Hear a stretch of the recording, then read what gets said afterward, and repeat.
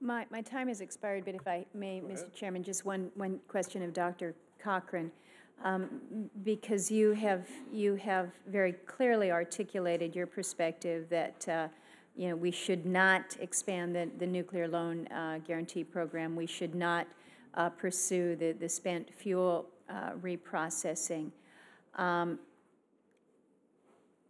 You have seen the President's blueprint in terms of the goals that he is looking to for climate change and reduction in emissions.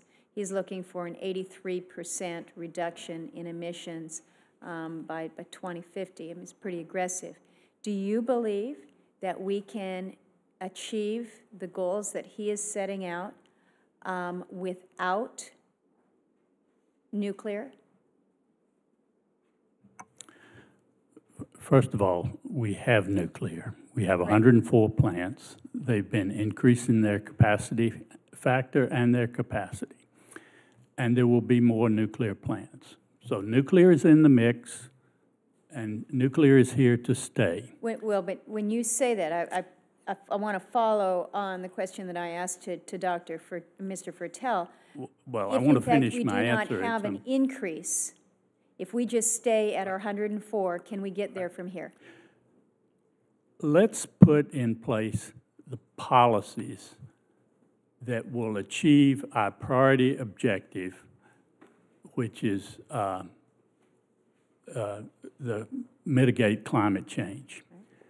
The economically efficient, most efficient way to do that is to treat carbon as you would any other pollutant. And so the highest priority is to get federal legislation to implement a cap and trade program on carbon, a meaningful cap and trade program.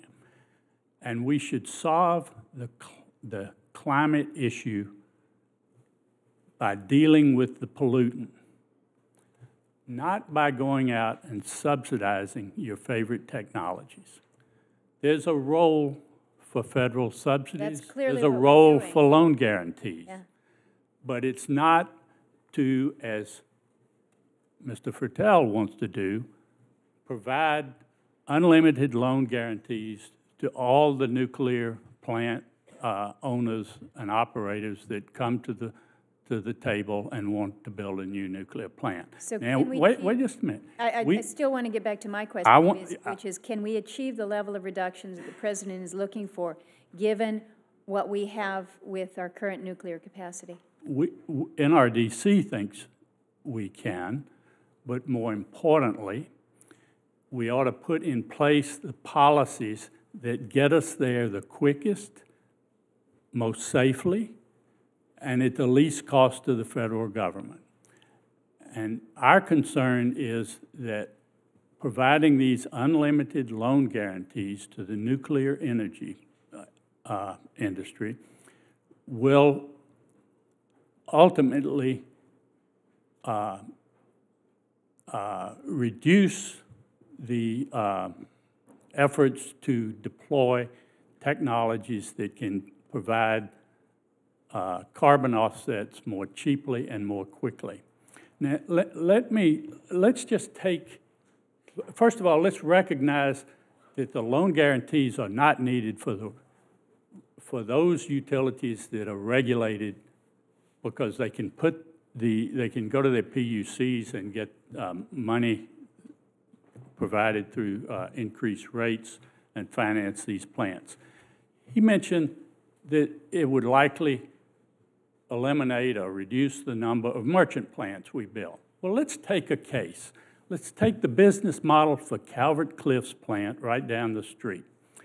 Calvert Cliffs is a proposal by Unistar, which ultimately is a proposal by the French government, because Unistar is a joint venture between Constellation Energy and Electricity de France, and Electricity de France just bought half of Constellation Energy, and Electricity de France is owned 85 or higher % by the French government.